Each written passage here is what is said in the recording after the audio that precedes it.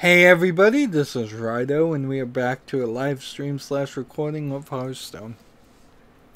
Last stream was a little bit ranty, and we're in a little awkward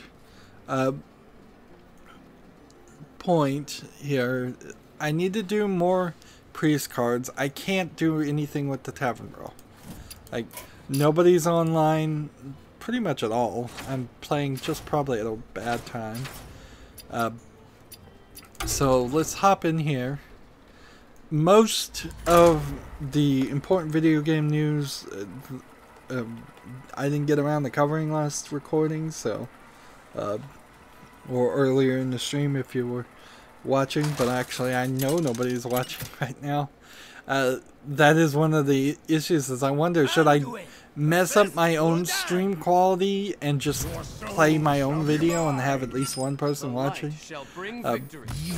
Effectively have a sock puppet account, or try to do that, which YouTube should be able to detect that and not reward me for watching my own videos, but it sometimes seems like it does. There have been times when I've accidentally left the stream preview, because when you are on the page to live stream on YouTube, it starts playing your own video for you automatically, and I've left it running, and I'm like, well, I need to stop it streaming so I have more bandwidth so I can upload. The light shall bring victory. Never really gotten any complaints on the video quality, and I keep fishing for complaints on it because honestly I feel like it's not the greatest, but maybe I just did a better job than I thought I did getting the settings right.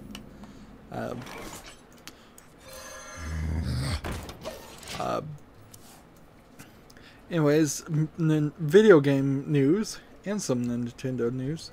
Elder Scrolls fans are sort of upset about the non-lore friendly four-legged dragons in Elder Scrolls Legends. So apparently in Elder Scrolls, a wyvern, I think, is a four-legged dragon, and a dragon is always two-legged. So take that with whatever grain of salt you want. I get the idea, though. I mean, Elder Scrolls is an incredibly long fantasy Tolkien-esque world, kind of like Dragons and Dungeons and Dragons. I could certainly see people saying, like, no, we want you to follow the lore you've already established. Like, very rarely is the lore so badly written that it can't be integrated. Take, for example, the Klingons in Star Trek versus the Klingons in Star Trek The Next Generation versus the Klingons that you see for the rest of the series. It's like they look completely different, and they just found a way to write it around and hint that something happened, and that's why they look completely different. Don't kill my guy, please. Thank you. There's this kind of odd MMO coming out called Gigantic, which is a 5 versus 5 first-person shooter.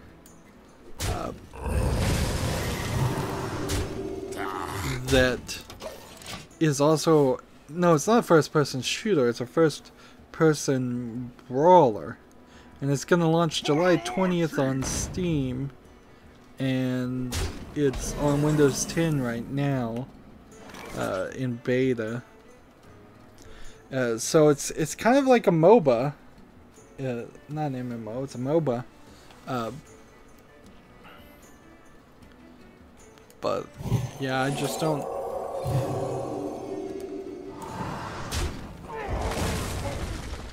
Not sure about it yet. I'm not sure if this is going to turn into one of those games that could actually succeed in that crowded field. I guess, speaking of crowded fields, Quake Champions is going to run through Steam. It has confirmed this. Right now it's it's only Bethesda.net, but it's not going to be an exclusive. I don't think we'd see a Bethesda.net exclusive, particularly when you think back to E3 and how they really didn't announce enough things to justify something like that. Let's see, how do we want to do this? This. And then this. I'm going up to ranked. I should probably play standard at a certain point and see if I can get standard up to rank 2. But right now, since we're on a winning streak, never stop a winning streak. The Forza Motorsport Studio, Forza Motorsport 7 Studio, called Turn 10, is, quote, learning to become PC developers, which I guess that's a good thing. Like, I suppose in the long run, that's every video game studio, is as PC gaming becomes more and more ubiquitous. People are going to have to learn to be PC developers first, particularly also since the consoles are mostly PCs themselves. The thing that's the difference between making something for console and making something for PC is you just have to be better at standards. Like, follow the actual standards, I imagine. This is my speculation here. And not code in poor ways to only work on one system. Which is a good way to program anyways, because the last thing you want to have to do is try to port an Xbox original game to Xbox One and then look at your code and say, well, this won't work because it was specifically timed to the RAM speed of the Xbox original, and this won't work because it was specifically hard-coded to access the video card in the Xbox original, and this won't work because the hard drive speed is faster in the Xbox One. And there's a lot of old games that clearly work that way and see that way. There was in the early days of PCs, lots of programs like that. That's why the turbo button used to be on computers, is that there were programs that only worked at 33 megahertz and would mess up if I get another victory. So you could turn on the turbo button when the program would run at 66 megahertz, but some of them wouldn't, so you'd have to hit the turbo button and turn it off, which is pretty crazy. Although that is still what hyper-threading is, roughly, to this day, with a lot more technology behind it. Moving on, I probably already announced this, but like PlayerUnknown's Battlegrounds made $100 million in 13 weeks. And a lot of video game critics are certainly loving that game. But as somebody who really isn't gonna play a game that requires that many multiplayer people against a bunch of multiplayer people, that I don't see myself ever doing that. Maybe I would do a spotlight on Battlegrounds at, I don't know, once it's at a 1.0 finished state. It still feels like it's being updated. It feels like one of those early access games that will get really popular, and by the time they're done adding features to it, it will have worn out its welcome. There is something flawed in the thinking of a lot of the video game creators, that they feel like they can get away with making a game that will only be popular for a month or two and can constantly work to constantly try to work on it, improve on it, and thinking that, well, they've made their $100 million now, but as soon as the final version comes out, they'll make even more. And It's just not how it's gonna work out.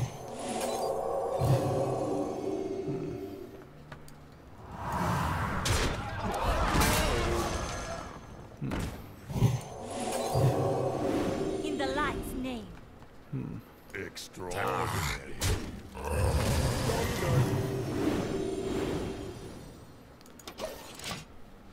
I'm playing a little too well. This one's gonna quit too if I'm not careful.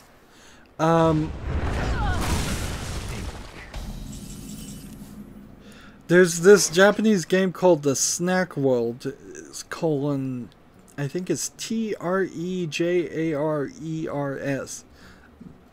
which is almost like Treasurers with a J. Has been delayed to August 10th for the 3DS, and it's coming to smartphones in 2018, but it's only doing any of that in Japan. So I've got a decent number of games actually were announced in Japan. They come up I have no time more, for games. and I don't know if that is because I just don't see the ones that aren't Japanese games that come out, or if I just have a better understanding of which ones to ignore. It very well may be a case of a better understanding of which ones to ignore.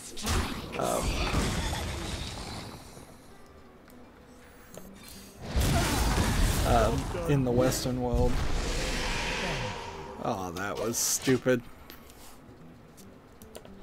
That deserves an oops. Quite what was planned.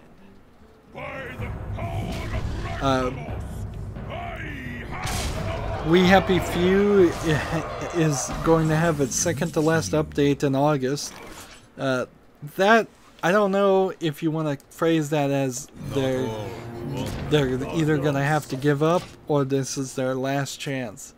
I think from the word go, We Happy Few felt like it was selling itself as a completely different game, and its last I heard was getting a TV series, and I think that's probably a better way to go about this for them, since the story is more interesting than the gameplay mechanic that they're trying to do. Side effects? No. But Trust. I don't think you can change that game to be what people thought it was going to be. Not easily. Kind of like how L.A. Noire, if the rumored VR version of that game comes out, that's going to be a completely different experience. And L.A. Noire really should be a Telltale game. Had The Walking Dead by Telltale come out before L.A. Noire, you would have seen a completely different style of gameplay from it. Well, you should have. I feel like it should be the We Happy Few should be a heavily scripted, story-based adventure with maybe some collecting, maybe some crafting, but nowhere as much. Now, arguably, people should have not given We Happy Few any chances, and definitely not a last chance, because frankly, there's never been anything in that game that should have gotten anybody excited other than the visuals, and visuals trick people all the time on Steam. Like, I'm almost 100% certain that I put some games during the summer sale, which the Steam summer sale is going a little longer than I thought it would. It's going on till July 5th. Anduin versus Jaina.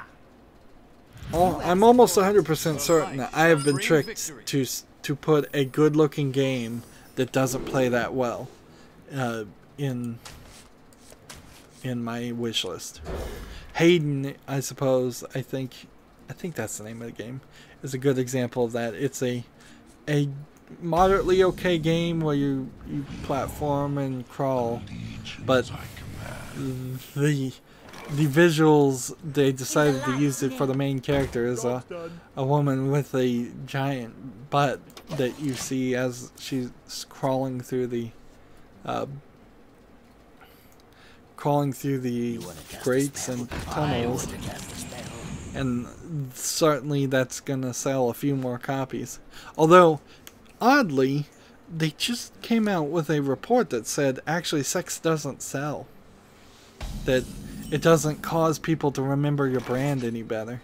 And I could see that argument, certainly. Like, if people are too busy looking at the pretty model, I could see them not remembering whether it was Coke or Pepsi or McDonald's or Burger King that was selling it.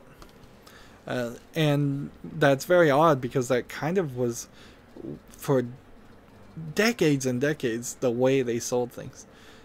Particularly if you go back and look at like men's magazines that had video game sales in the early 80s. Like there was some really awful advertising there that probably didn't sell anything, and that probably is another reason why the video game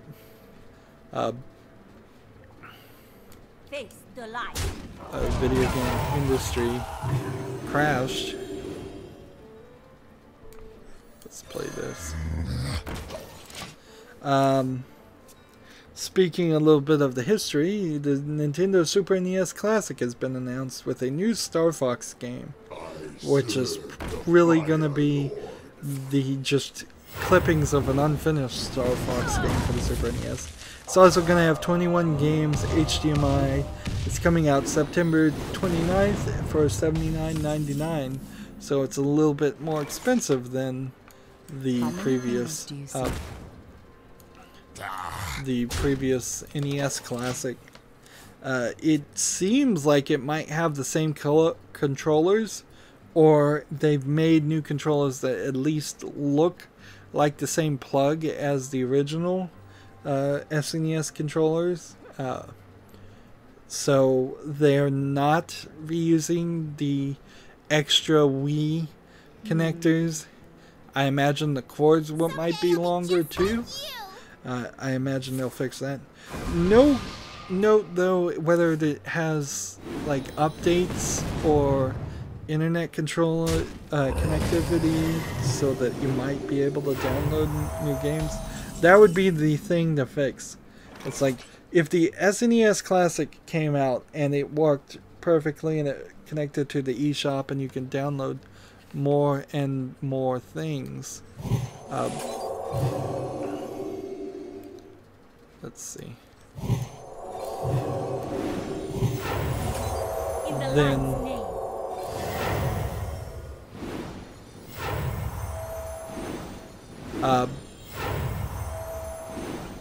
Then they might have a real winner in their setup.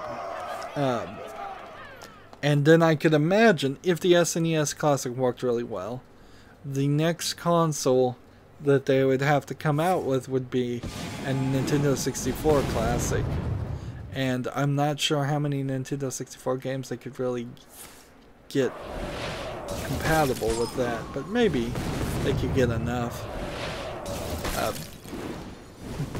But they might decide to skip the Nintendo 64 Classic for a while and come out with a version 2 of the NES Classic and use that as a way of doing a better version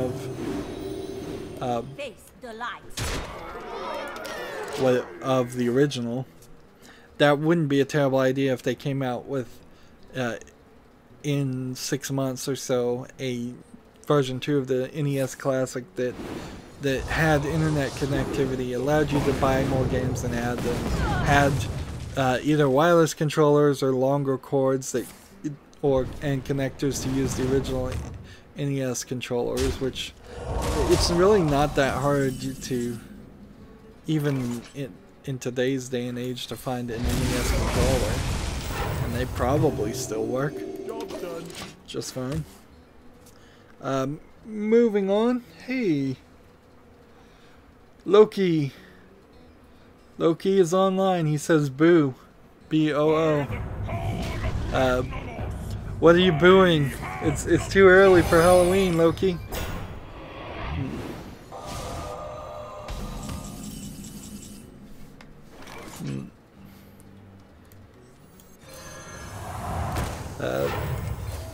Nice to see Loki back online. I tried to play him. I don't know if he had to go somewhere or if he had already disconnected or not. He hasn't been on the chat for a few streams, and I was missing him in particular. You require my assistance? What's apple on your head? Loki asks, how am I doing? I'm doing pretty good. I've got my new TV set up so I can actually see when you type in the chat a little bit faster and respond to it. I'm working through a small amount of news that we have, and I've messed up.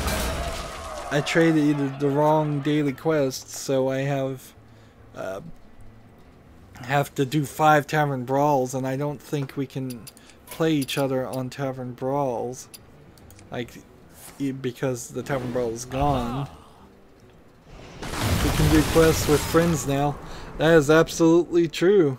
Sure we'll play. As soon as I'm done with this game, I'll send you a friend invite.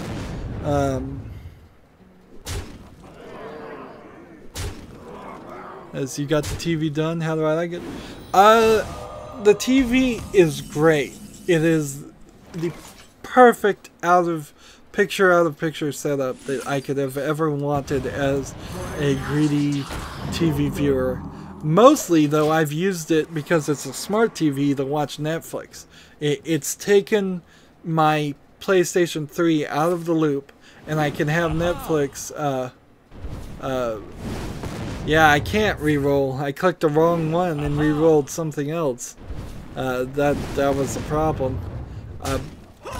So the only main issue is there's a lot of going to the video control panel and disabling the monitor when I'm playing other games, because I want my video card to use all of its processing power only on a single screen experience. So I disable using the screen at all, so you can't do the Tavern Brawl. When I'm playing something else, but every 3 days when I'm streaming, I bring it back up. There is some hassle with it, in the sense that, let's see, what do I want to play?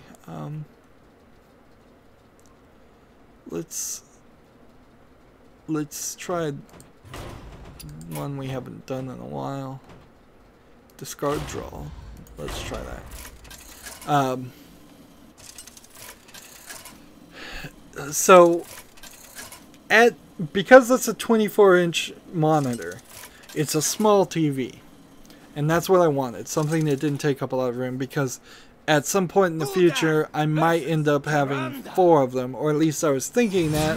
Although with the new OBS Studio, you really don't need more than 2. At least I don't right now. The only thing I could imagine needing another monitor for is like E3, where I might want a stream going directly so I could watch it and get it at full screen, versus while watching a preview of what's streaming and playing Hearthstone on a third screen. It gets harder and harder to justify even a third screen. Plus, that puts more demand on the video card. Are you running a single GPU? Yes, that's how it is right now. Although I don't know if it technically is a single GPU, but it is one GTX 970. So that is how it is right now. Hopefully by this time next year, they will have announced a new line of video cards, and I will have what would be the equivalent of an 1180 or an 1190 or 1180 Ti or a Titan, whatever is higher. 1180 or better is what I would like to have happen.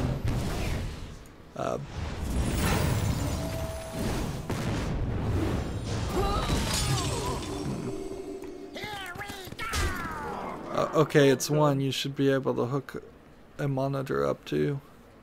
Yeah, there's on the back of my connector I have an HDMI. I have 4 mini display, not display port, but DVI connectors, and I have 2 regular sized DVI connectors. And I'm buying the cords.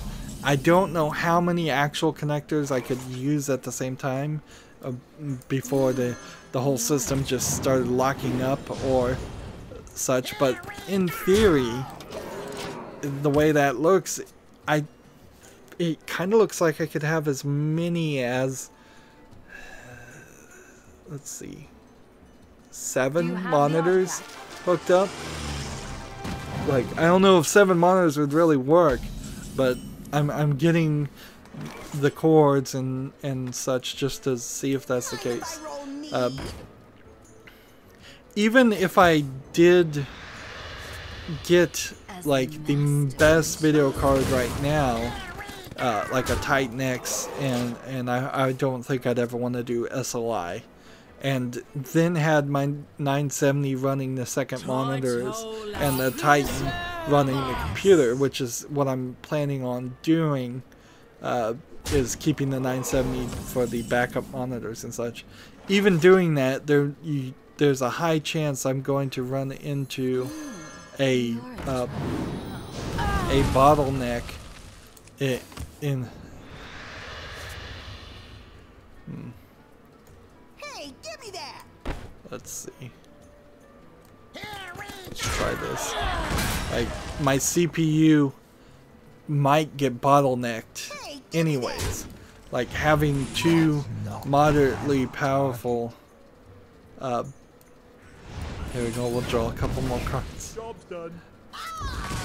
Showing off here. So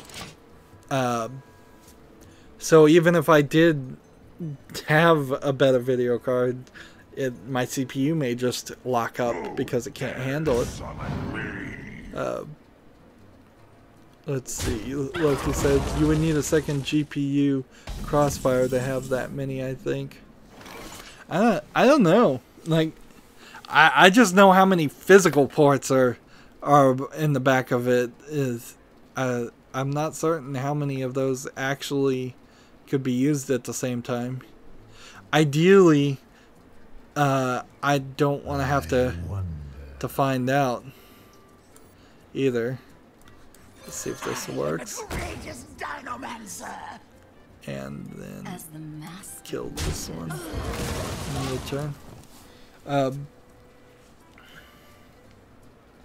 But yeah, that's my plans right now. I'm happy to announce that I'm probably fully recovered from that cold. I was having a cough for a long time. That is always an issue, is that colds go on longer than you would like. And I'm starting to slightly feel like I've recovered from that too, because now that I'm able to get 5 episodes, even though the episodes now are 45 minutes long, but I feel like I'm more able to do it. Loki asks, how many ports does it have? It has 1 HDMI. It has 4 mini DVI, I think are the name of the ports. Not to be confused with mini DVI or Thunderbolt, or I don't know. I don't even know what the name of it is. It's a connector I've never used or seen before. But 4 connectors of something, and then 4 of the big square DVI ports. And so there's seems like you could have 7. There's 7 ports in total. It seems like you could have 7 of them. Plus, it also, I think, connects to my motherboard, so that's another card that that's another port that might or might not work, but I probably would never use the motherboard one because that is the Intel, not mini HDMI. I don't know. I'm gonna write that down and find out what mini HDMI looks like. Are the jacks white? All the jacks are metal. It's all on the back plane of the video cards. So there's no color on any of them. I think I bought the right cord, and it took Amazon a long time to deliver it. So tomorrow is the day that the cord that's going to work on that connector shows up, and my hope is that I'll plug that into the TV and it works. And if it works, I'll buy the 3 copies of it. So I have the right number of connectors. Let's see. There's a new toggle called DisplayPort, which is better than HDMI. Yeah, and I accidentally bought 3 DisplayPort to HDMI adapters thinking it was that connector already in. And so now I've got these 3 adapters that don't work on it. And see, as soon as I get all of this set, what's going to happen is I'll buy a new video card that has all different kinds of plugs on it.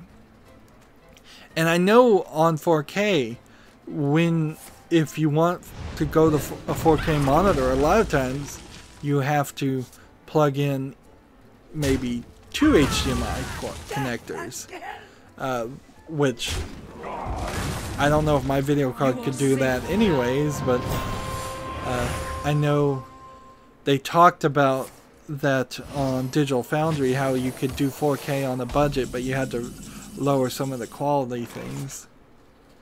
Quality settings. This.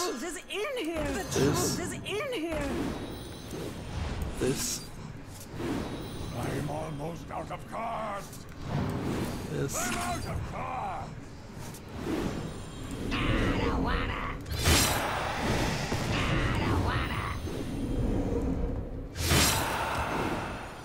Job's done. Managing to draw as many cards as possible. Let's see, how much damage can I do to myself? Yeah, and I'm not sure if I'm not up enough on the connection. I know DisplayPort was the best for a while, but I think also HDMI 3.1 has now combined with DisplayPort. So if you have an HDMI 3.1 or maybe it's 4.0, it seems like the HDMI connector is going to be the standard connector, and it would be the one I would bet on. Because I know DisplayPort and Thunderbolt are kind of the same thing, and it was something a lot of people were really interested in, but they didn't make that many monitors that used it. And see, all of this just kind of is up in the air until like NVIDIA announces what would be the 1180 for their next generation of video cards, and then I buy that and then see what connectors are on that.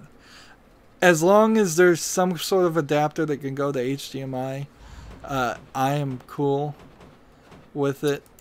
Let's try this one.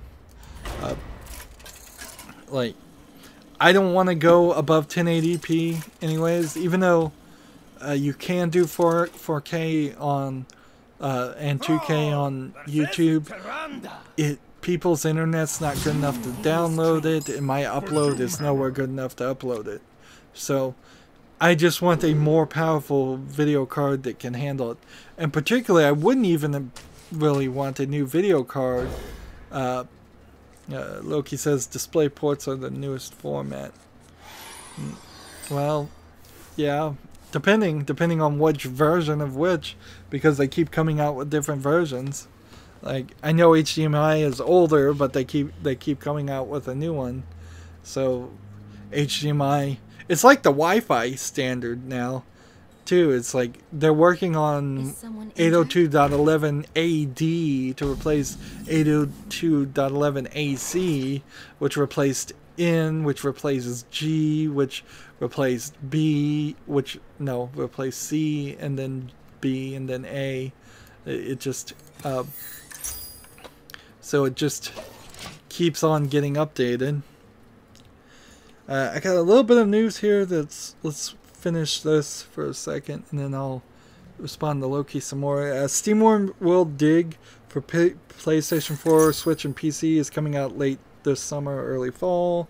Prey can be glitched to win under 7 minutes, and like, I imagine that's true for a lot of games,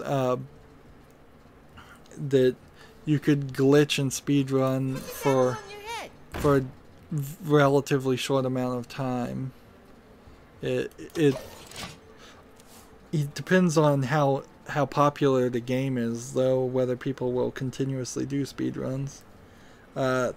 Apparently there's a Micro Machines game by Crow Team that I've been mistaking for a Micro Machines DLC for another racing game that's coming out. I don't even know the name. Sword Art Online Hollow Realization DLC Chapter 3.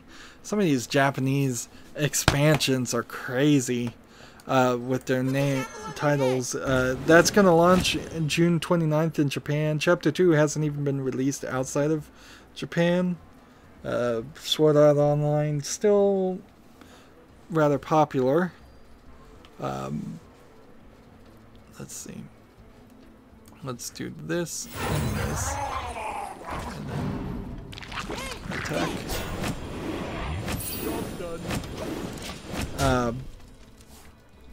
Similarly badly named Excel World version.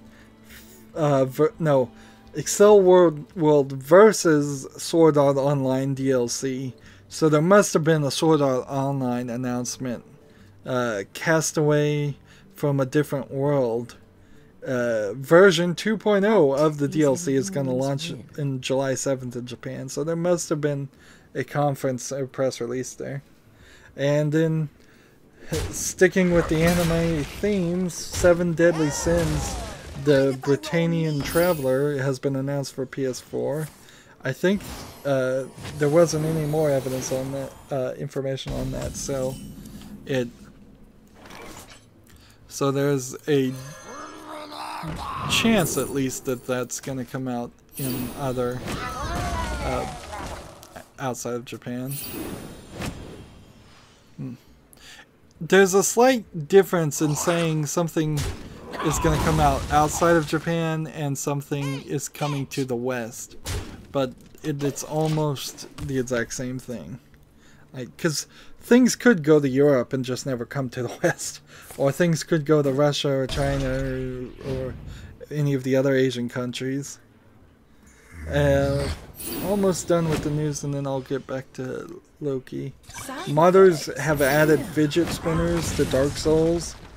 I feel like I've done a good job on not mentioning fidget spinners, but since it's video game related, I certainly could have tried to do some video about fidget spinners and ride the wave, but that's just not what I want to do with my channel. It's cheesy, frankly. Job's done. It's silly. I just don't want to go down that route. Pokemon Go raids have now lowered the level again to level 20.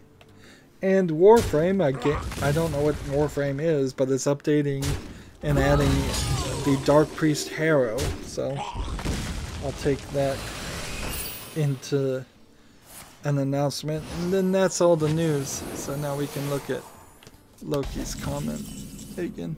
Loki's talking about it, saying Display ports looks like an HDMI with the edge chopped off. Yeah, it has this. I know what the connector looks like because I bought the adapters. Huh. Loki says, I found a fidget spinner in the parking lot. Those things are crazy. Like, the thing that's the silliest part of the fidget spinners is they fail on their stated goal of allowing somebody to fidget and not be a distraction to others. The fidget cube, on the other hand, is something that was designed to be put in your pocket, and then discreetly you could be fidgeting it with it in your pocket, and then just look like you're messing with something in your pocket, or have it discreetly like under a desk in school or something. Even the fidget cube kind of failed at that because it wasn't a completely silent device. It was specifically designed to make some clicking noises, which would have easily gotten it banned. I've seen some people with extreme ADHD that it felt like that might work for some of them. Loki says, yeah, they are noisy. But the fidget spinner inherently is like a sideways yo-yo. You're specifically bringing it out, showing it to your friends, distracting your friends. You're probably doing this in class if you're a kid. You're probably getting them taken away. You possibly are getting arrested for having a fidget spinner, because that's what they do to kids these days sometimes. And sadly, that's not an exaggeration. That has happened. But yeah, there's no quiet way to play with it, and it's not an interesting toy if you just look at it as a toy. It is a worst version of a yo-yo, because at the very least, if you're into yo-yos, there have been a couple of crazes in my lifetime of yo-yos coming back into being popular. You can do tricks and different things, and it's a little physical playing with a yo-yo. Fidget spinner, at best, you're going to get it spinning on your finger, and maybe you could do something that is the equivalent of plate spinning, and throw it up in the air and then catch it on the finger like you might do a spinning basketball. But honestly, it feels very much like the only reason this exists at all is because YouTubers and streamers made a big deal about it, and that I don't agree with that idea. I can't get behind the concept of YouTubers being tastemakers instead of being content creators or reporters. Like, I watch Slick Deals a lot for sales. I watch it too much. In fact, it's an obsession with shopping, and there's this Batman fidget spinner that goes on sale for 10 cents, and it doesn't even look like a fidget spinner. It looks like a Batman thing, a cheaply made thing, and I'm like,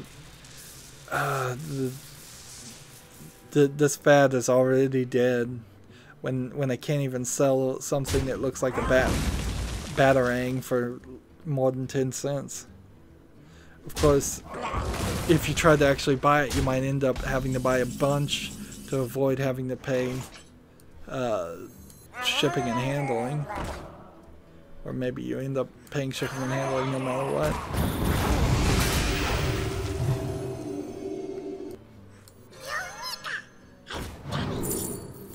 And see, you probably, the fidget spinner thing would be a weird thing to see an adult play with too. Like, we're in a more modern society, so adults are allowed to play with some things. Like, I wouldn't bat an eye if an adult was playing with a Switch or playing games on their phones, but if I saw them pull out a fidget spinner, I'd be like, what are you doing? that must be your kids. Even that teenager, I'd be like, what are you doing? Don't you have better things to do?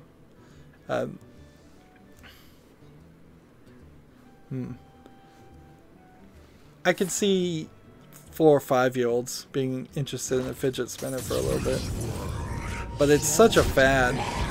I'd really like to see the world get away from kids and other people falling into fads. I'd like to see us have more diverse. This Murloc card you play cost health.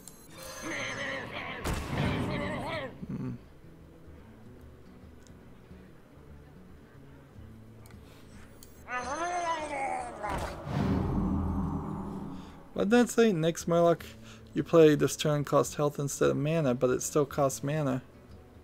Well, how many corrupted seers do I have? Well, I played that Megafin and it gave me a bunch of them. So I don't think I have any more. Although I could possibly summon some more if I try really hard. That's Loki asking me how many corrupted seers I have.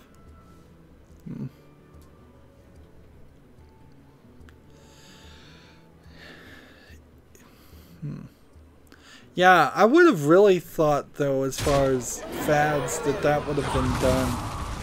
In all realisticness, after cell phones became popular enough that we could all have the internet in our pocket, and the internet became big enough that everybody could be more diverse, I would have thought fads that happened would have stopped. I wouldn't have thought the Ice Bucket Challenge, which, alright, that had some kind of charity thing behind it.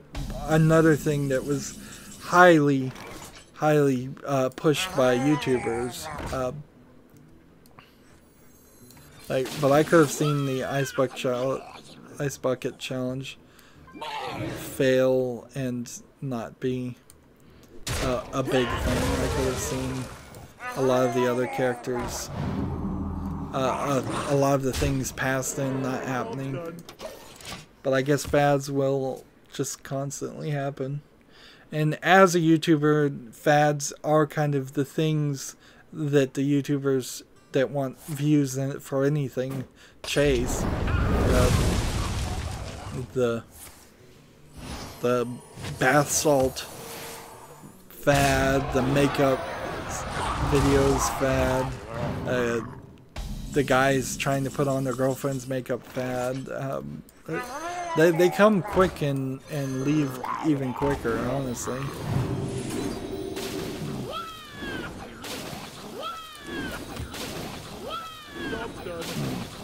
What's funny is that this isn't even my best Murloc deck, but I don't know why I have 2 Murloc decks, honestly.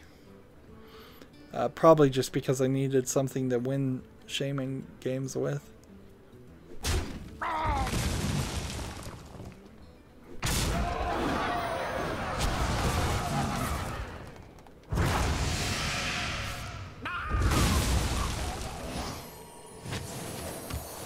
I'd like to try my new deck. I built a new deck because I needed to play cards that were 8+. So I'd like to try that. Lastly here, as we kind of need to wrap up Loki. So if we do one more game, that's kind of what I'm shooting for.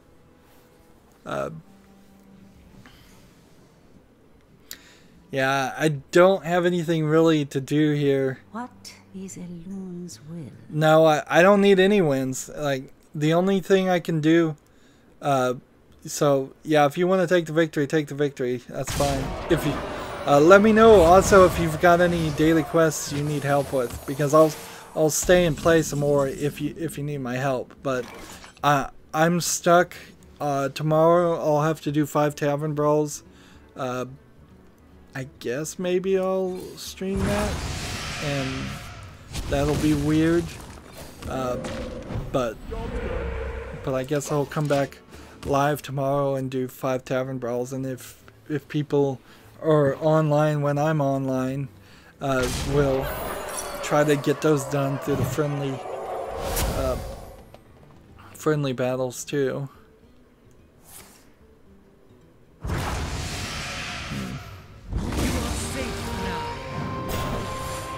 I didn't read all of the things. Is that the second time he's done that in this game? I think it might be.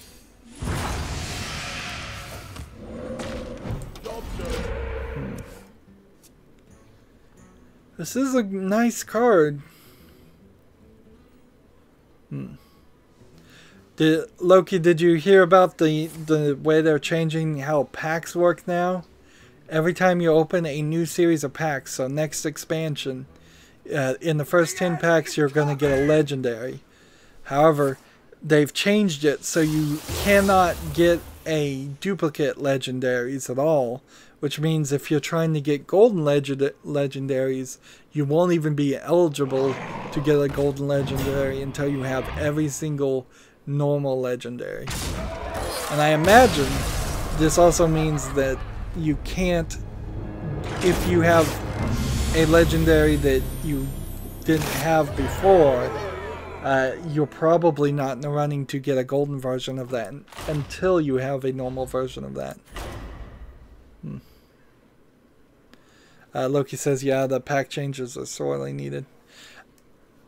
I'm 95% happy with it, but there is the slight elimination of a chance of getting a golden legendary and then selling that for dust and having an extra 1600 dust, because a golden legendary I think is worth 3200 dust if you sell it. It costs 1600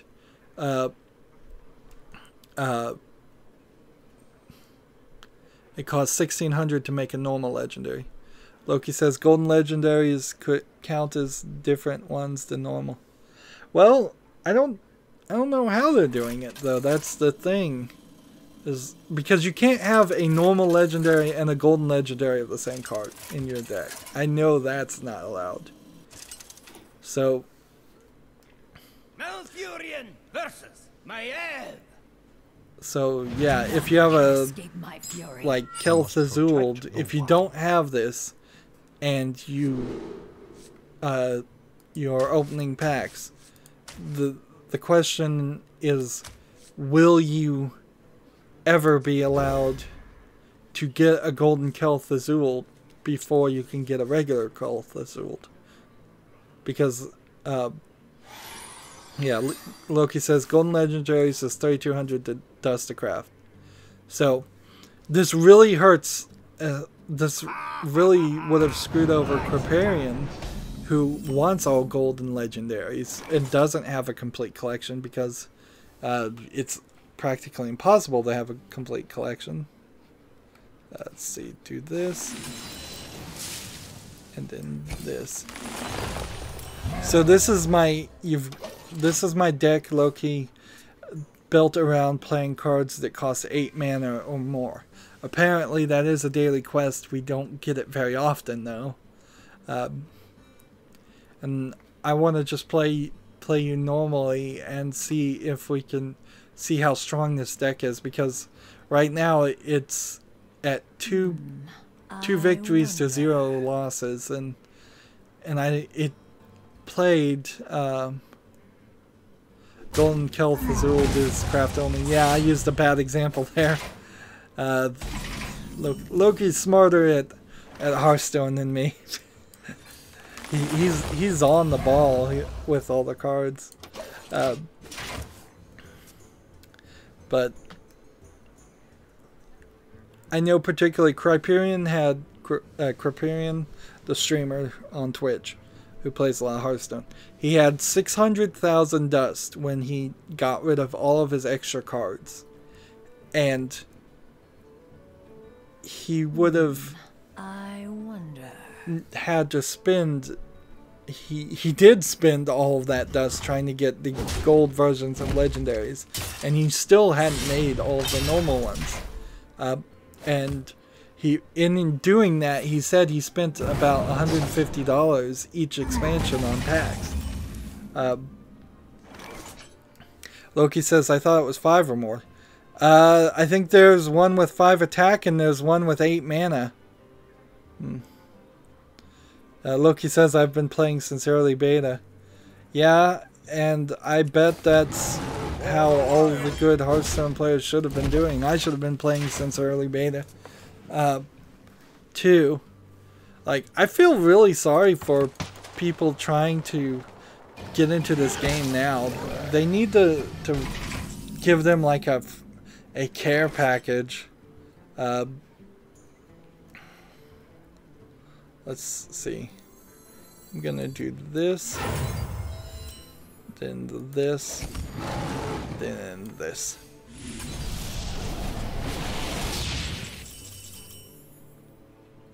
For the wild. Going through the European account and the Asian account, Loki says I haven't seen that one yet. And trying to do the setup in the original start is a nightmare. Let's see, gain an empty mana crystal, which then will allow me to draw a card. For the wild. There we go.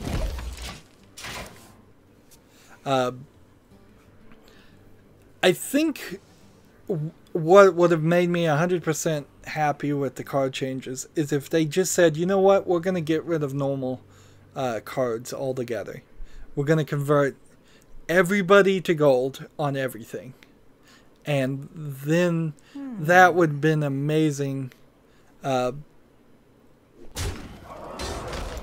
Loki says they have a welcome pack new people can buy that gives them 15 packs and 3 random class legendaries for $5. Yeah, and if you go into the Asian and the European accounts, you can still buy that, but that's hardly a welcome pack when you have to spend $5.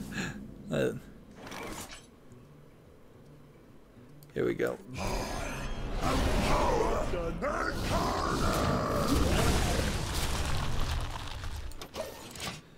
So now his cards are asleep. Need Astral Communion for this deck. Do I have it in there? Let's see. Well, yeah, I did have that. I played it. That's how I got 10 mana. I don't think I have 2 copies of it. But draw 3 cards.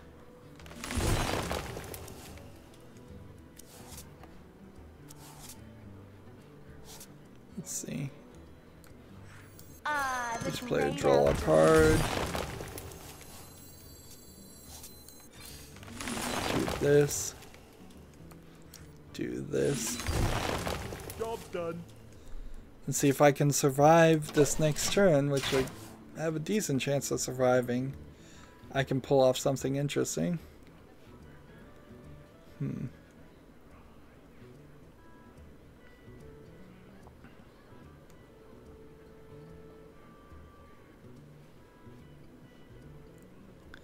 Oh, duh, I missed that. Loki said, yeah. Well, easy enough to miss things, certainly. I do it all the time. Like, I am almost certainly 60% at fault when I lose a game at Hearthstone. Because I don't pay attention. I'm talking, I'm covering the news. I'm just trying to sit back and relax. Who knows what secrets will uncover? Battle cries. And when you play 4 cards in a turn, revive that minion. Alright. So we do this, and then refresh my mana, and then I do this, and then I do this, and I do that. Job's done.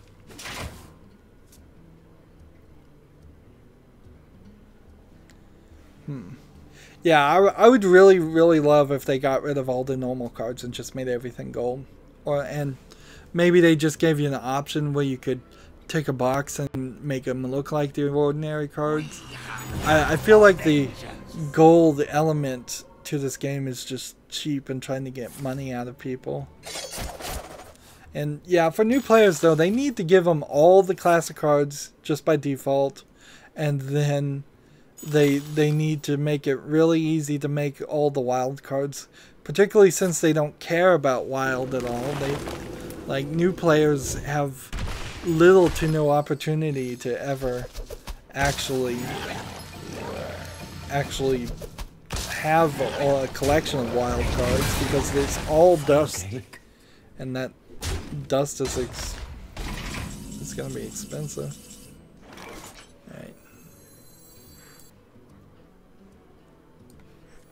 This. Challenge the living flame. Bend to my will.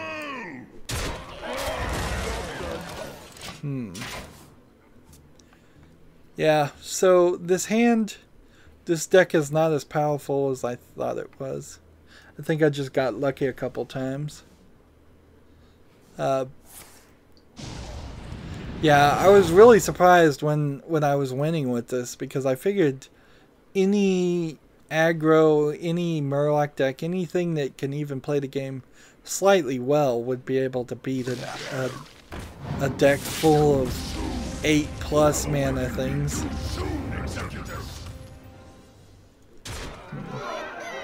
And certainly I made it easier for Loki to win doing that. And let's see. Each player draws a card. Do you have a quest to do? No. Nope. Not unless you want to go through all the European and Asian accounts and try to help me do all that. But that would probably take you a couple days unless you've already gone through the setup.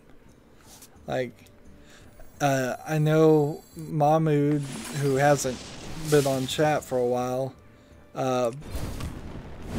wanted to play me on the European account, and I have daily quests stacked up there, and I do want to get 700 gold on those accounts so I can buy the first part of One Night in Karazhan before it becomes wild and that expansion gets banned.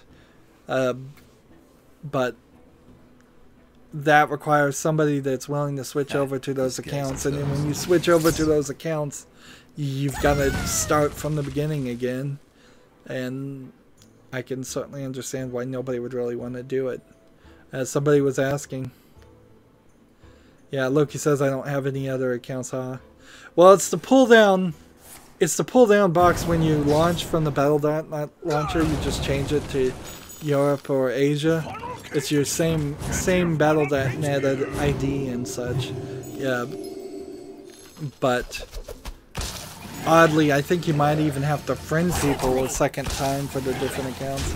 But when you get in there, you don't have any of your cards, and it's too much of an ask, really, for anybody other than a YouTube streamer who wants to be nice to their fans to start over on Hearthstone. It makes no sense that they do it that way. Anyways, they should just merge them all together. Like, I get plenty of people that play me on the America accounts that have Japanese letters in their name, and I assume they are mostly Japanese people. But and I don't have anybody that has friended me or wanted to play me on the Asian accounts at all, which makes sense. I mean, I'm not speaking their language. I doubt they're seeing much on YouTube, and for a lot of those countries, I'm not sure they even have a lot of access to YouTube.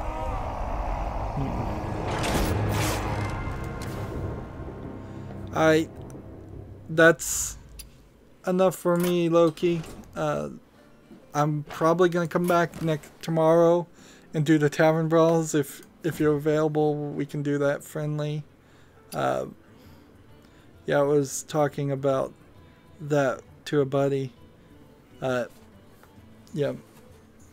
Yeah, I would love to reach out to more of the world, but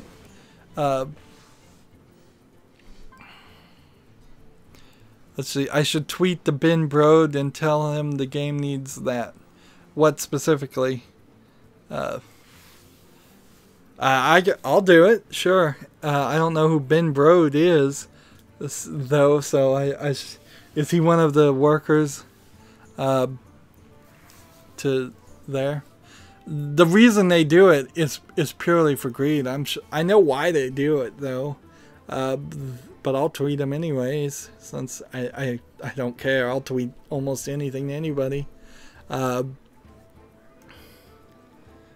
they want to charge different rates. I'll keep an eye out for your stream. Yeah, thanks, Loki. That's going to be it for this stream. I'll probably be back tomorrow. As always, I ask you to like, share, subscribe, comment, and watch every second of my videos.